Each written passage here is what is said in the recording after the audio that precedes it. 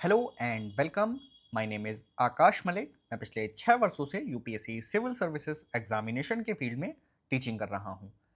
आज के इस वीडियो में हम बहुत इंपॉर्टेंट डिस्कशन करने वाले हैं और शायद आप सभी ने अपनी प्रिपरेशन के दौरान ये चैलेंज जरूर महसूस किया होगा कि आपके पास पढ़ने के लिए तो बहुत मटेरियल है, आपके पास हैंड रिटन नोट्स हैं, आपके पास प्रिंटेड कंटेंट है, आपके पास करंट अफेयर्स कंपाइलेशन है, बट जो कुछ भी आप पढ़ रहे हो ये आपको लंबे समय तक याद नहीं रहता। और इसी चैलेंज को सॉल्व करने के लिए मैं आपके साथ कुछ यहाँ पर लाइव डेमोन्स्ट्रेशन भी करने वाला हूँ कि आखिर हमें रीडिंग किस प्रकार से करनी चाहिए और रीडिंग को इफेक्टिव बनाने के क्या साइंटिफिक मेथड्स हैं, वो सभी आप लोगों के साथ डिस्कस करूंगा। और इस वीडियो को पूरा देखने के बाद आपकी रीडिंग हैबिट इतनी इम्प्रूव हो जाएगी कि आप खुद ये फील करने लगेंगे कि अब मुझे कंटेंट को लंबे समय तक याद रखने में कोई खास प्रॉब्लम नहीं आ रही है। और जिनको भी लगता है कि वो एक स्लो लर्नर हैं, इस वीडियो को देखने के बाद उनकी लर्निंग हैबिट कई गुना तक इम्प्रूव होने वाली है। तो चलिए स्टार्ट करते हैं अपने इस वीडियो को। मेरे बारे में एक छोटा सा ब्रीफ इंट्रोडक्शन यहाँ आपकी स्क्रीन पर है, आप इसको रीड आउट कर सकते हैं। हम सीधा मूव करते हैं अपने कंटेंट पर। देखिए, सबसे पहले हमें आखिर रीडिंग करनी क्यों चाहिए, इसके इंपॉर्टेंस को समझ लीजिए। आपकी ये जो सिविल सर्विसेज की पूरी जर्नी है, इसमें आपका सिलेक्शन डिपेंड करता है कि आप कितने अच्छे आंसर्स लिख पा रहे हो। उसी के बेसिस पर आपको अच्छे मार्क्स मिलेंगे एंड देन फाइनल सिलेक्शन होगा। और आपके जो आंसर्स हैं, यानी जो आपके आउटपुट की क्वालिटी है, वो पूरी तरीके से डिपेंड करती है क्वालिटी ऑफ इनपुट पर, कि जब आप किसी मटेरियल को रीड कर रहे थे या लर्न कर रहे थे, तब आपने उसको कितने अच्छे से पढ़ा था, कितने अच्छे से उसको आपने रिफ्लेक्ट किया था। ठीक है, तो इसलिए हमें यहाँ पर पूरा ये रीडिंग को इम्प्रूव करना है ताकि हम अपने इनपुट को बेटर बना सकें। अब देखिए, रीडिंग को करने के ना 3 तरीके हैं: first reading, second reading, third reading. First reading में आपको करना क्या है, आपको पैराग्राफ रीडिंग करनी है और साथ में रिफ्लेक्शन करना है कि आपने जो भी एक पैराग्राफ में पढ़ा है उसका इंपॉर्टेंट क्रक्स क्या है। ठीक है, इसको मैं लाइव डिमॉन्स्ट्रेट करता हूं एनसीईआरटी के एक चैप्टर के साथ। देखिए, ये चैप्टर है महासागर और महाद्वीपों का वितरण। इसमें हम लोग एक पैराग्राफ पढ़ने वाले हैं, महाद्वीपीय प्रवाह। इसको आप मेरे साथ पढ़ सकते हैं या फिर आप वीडियो को पॉज करके भी पढ़ सकते हैं। उसके बाद आप तरीका सीखिए कि आखिर हमें पढ़ना कैसे है। देखिए, स्टार्टिंग करते हैं। अटलांटिक महासागरीय तटरेखा की आकृति को ध्यान से देखें। इस महासागर के दोनों तरफ की तटरेखा में आश्चर्यजनक सममिति है। इसी समानता के कारण बहुत से वैज्ञानिकों ने दक्षिण व उत्तर अमेरिका तथा यूरोप व अफ्रीका के एक साथ जुड़े होने की संभावना को व्यक्त किया। विज्ञान के इतिहास के ज्ञात अभिलेखों से पता चलता है कि सन 1596 में एक डच मानचित्रवेत्ता अब्राहम ऑर्टेलियस ने सर्वप्रथम इस संभावना को व्यक्त किया था। एंटोनियो पेलेग्रिनी ने एक मानचित्र बनाया जिसमें तीनों महाद्वीप को इकट्ठा दिखाया गया। जर्मन मौसमविद अल्फ्रेड वैगनर ने महाद्वीपीय विस्थापन सिद्धांत 1912 में प्रस्तावित किया। यह सिद्धांत महाद्वीप एवं महासागरों के वितरण से ही संबंधित था। अब आपने एक पैराग्राफ की रीडिंग लगा ली है, इसके बाद आपको ना यहाँ पर पोज लेना है और चीज़ों को रिफ्लेक्ट करने का ट्राई करना है कि इस पैराग्राफ में मैंने क्या सीखा। तो इसमें आप अब आंखें बंद करिए अपनी और रिटेन करने का ट्राई कीजिए कि इसकी इंपॉर्टेंट इंफॉर्मेशन क्या थी। तो इसमें 2 इंपॉर्टेंट इंफॉर्मेशन मुझे याद आ रही हैं। पहली इंफॉर्मेशन ये थी कि हमने ये देखा अटलांटिक महासागर के दोनों तरफ कि अफ्रीका और दक्षिण अमेरिका ये शायद किसी समय पर एक साथ जुड़े हुए थे। और 1912 में अल्फ्रेड वैगनर नामक एक मौसमविद ने एक सिद्धांत प्रतिपादित किया था जिसको हम महाद्वीपीय विस्थापन सिद्धांत के नाम से जानते हैं। ये पहला पैराग्राफ हो गया और इसमें मैंने रिफ्लेक्शन कर लिया। अब जब आप इतना काम डन कर लेंगे ना, फिर आपको सेकंड पैराग्राफ रीड करना है और सेकंड पैराग्राफ के एंड होते ही आपको रिफ्लेक्ट करना है कि इस पैराग्राफ के इंपॉर्टेंट पॉइंट्स क्या थे। तो जब आप इस तरीके से रीडिंग कर रहे होते हो ना, आपको रियलिटी चेक मिल रहा होता है कि एक पैराग्राफ को पढ़ने में मेरा फोकस कैसा था।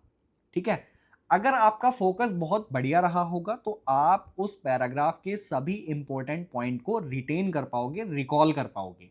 ठीक है, बट अगर आपका फोकस ठीक नहीं था तो आपको उस पैराग्राफ को दोबारा पढ़ना है।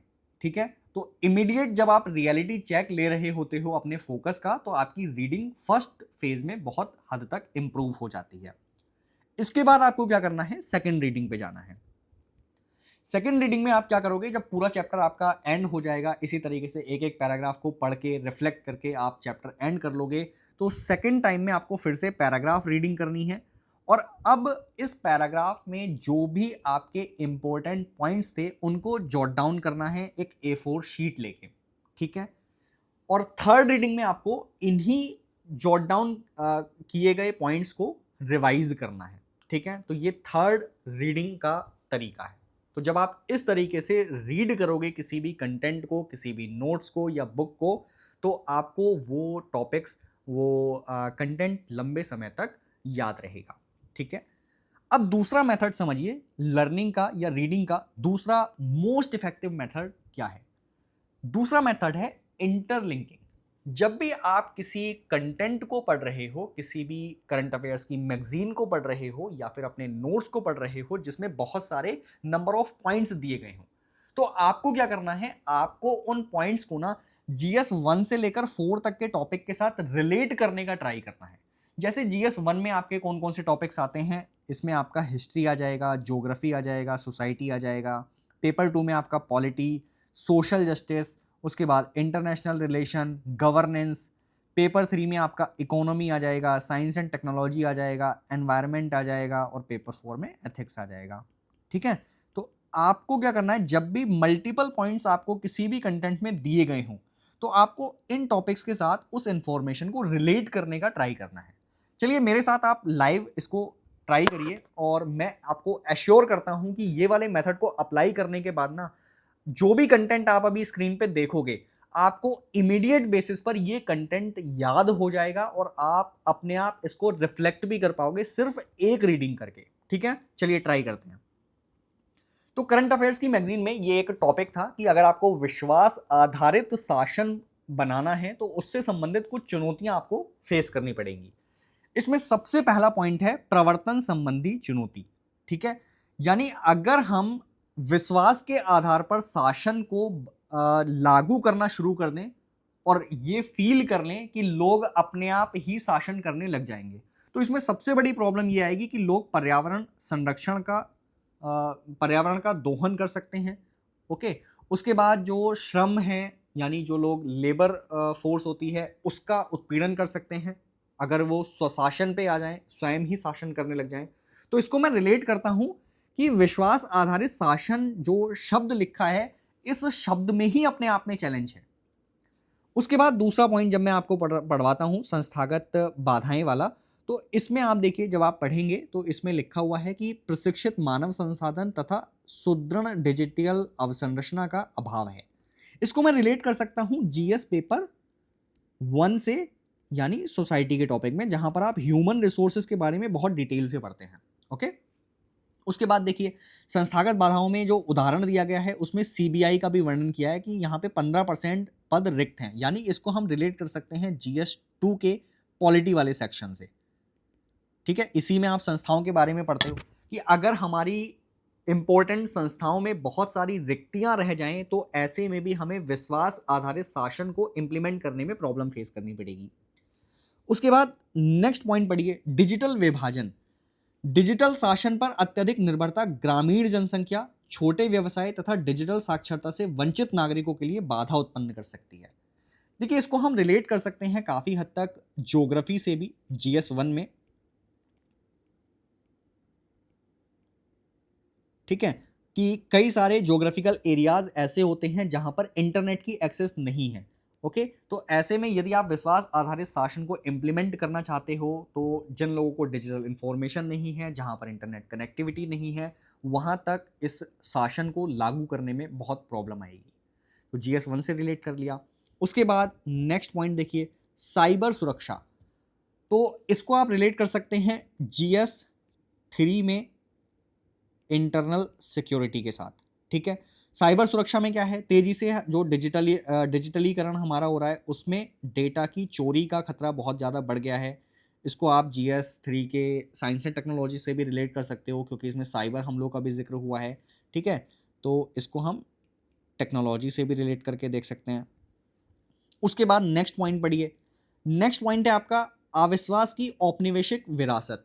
यानी भारत में जो नौकरशाही है उसमें औपनिवेशिक विरासत की कंटिन्यूटी है। यानी ब्रिटिश के टाइम पर जो नौकरशाही थी ना, उन्होंने बहुत उत्पीड़न किया था लोगों का, और वही मानसिकता आज भी लोगों में कंटिन्यू है। इसीलिए हम विश्वास आधारित शासन को नहीं बना सकते। ये एक चैलेंज यहां पर बना हुआ है। अब देखिए, आपने बहुत सारे पॉइंट यहां पढ़े हैं और उनको अलग अलग टॉपिक्स के साथ रिलेट किया है। अब आपको क्या करना है, एक A4 शीट लेकर बैठिए मेरे साथ और जस्ट इन पॉइंट्स को हम रिफ्लेक्ट करने का ट्राई करते हैं कि आखिर फर्स्ट रीडिंग में ही हमें ये पॉइंट्स याद हुए या नहीं हुए।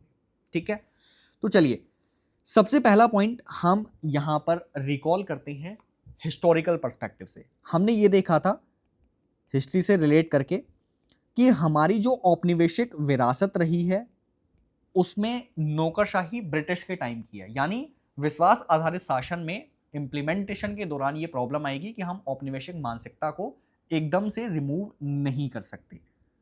तो औपनिवेशिक विरासत का पहला पॉइंट आया।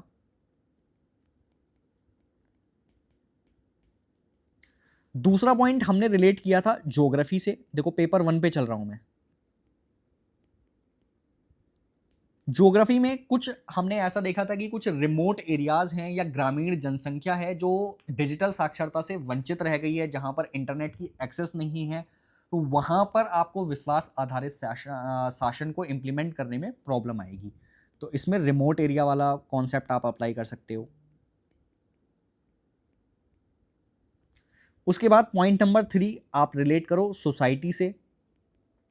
इसमें हमने याद किया था एक पॉइंट कि हमारे पास ह्यूमन रिसोर्स की कमी है और साथ में डिजिटल इंफ्रास्ट्रक्चर की कमी है। नेक्स्ट हमने रिलेट किया था पॉलिटी के साथ कि पॉलिटी में क्या था, जो हमारी इंपॉर्टेंट संस्थाएं हैं उनमें रिक्तियां बहुत ज्यादा हैं। जैसे सीबीआई में 15% सीटें रिक्त हैं।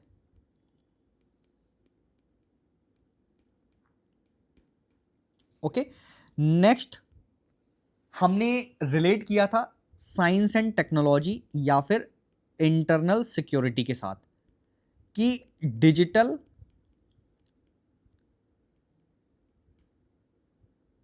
इवन डिजिटलीकरण के बढ़ने की वजह से जो डेटा ब्रीच है वो काफ़ी हद तक बढ़ गया है। यानी डेटा की चोरी बढ़ गई है, इसलिए भी आपको विश्वास आधारित शासन को बनाने में समस्या आएगी।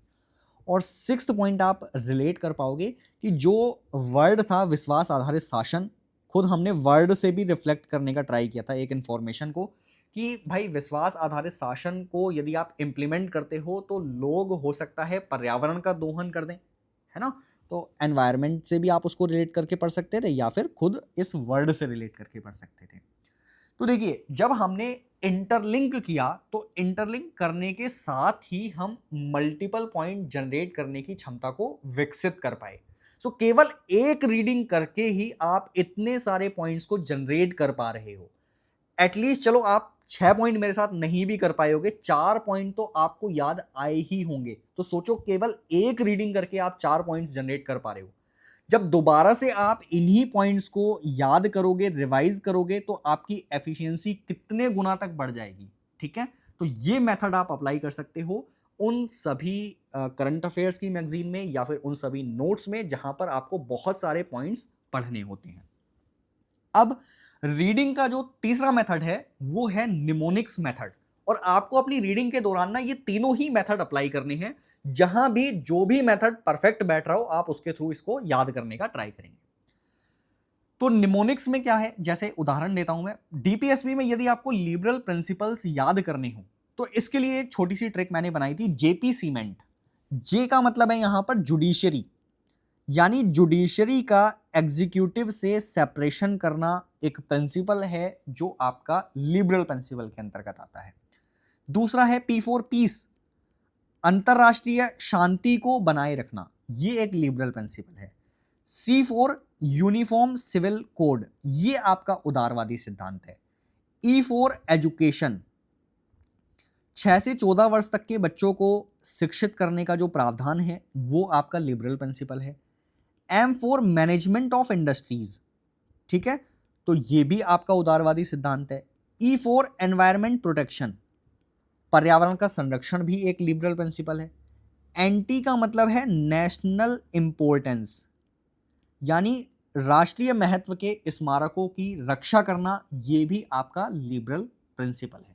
तो इसको याद करने के लिए मैंने जस्ट एक छोटा सा निमोनिक बनाया। इस तरीके के निमोनिक्स आप मल्टीपल टॉपिक्स के लिए चैट जीपीटी से जनरेट करवा सकते हो, जेमिनाई से जनरेट करवा सकते हो। तो ये भी आपकी प्रिपरेशन को काफ़ी हद तक इंप्रूव कर देगा, लर्निंग एक्सपीरियंस को काफ़ी हद तक बढ़ा देगा।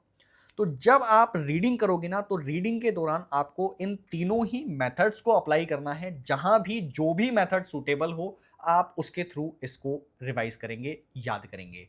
ठीक है, तो आई होप आपको ये पूरा वीडियो बहुत अच्छा लगा होगा और इससे आपके लर्निंग में बहुत हद तक इंप्रूवमेंट आएगा। यदि आपके लर्निंग में इससे इंप्रूवमेंट आया और आपको जो मैंने लाइव डेमोन्स्ट्रेट करके दिखाया है, आपको वो पॉइंट्स याद आ गए, तो मुझे कमेंट में ज़रूर बताएं कि आपको वो पॉइंट्स, कितने पॉइंट्स एटलीस्ट याद आ गए थे जब हमने करंट अफेयर्स का विश्वास आधारित टॉपिक्स को पढ़ने का ट्राई किया था। ठीक है, तो इस वीडियो को हम यहाँ पर स्टॉप करते हैं।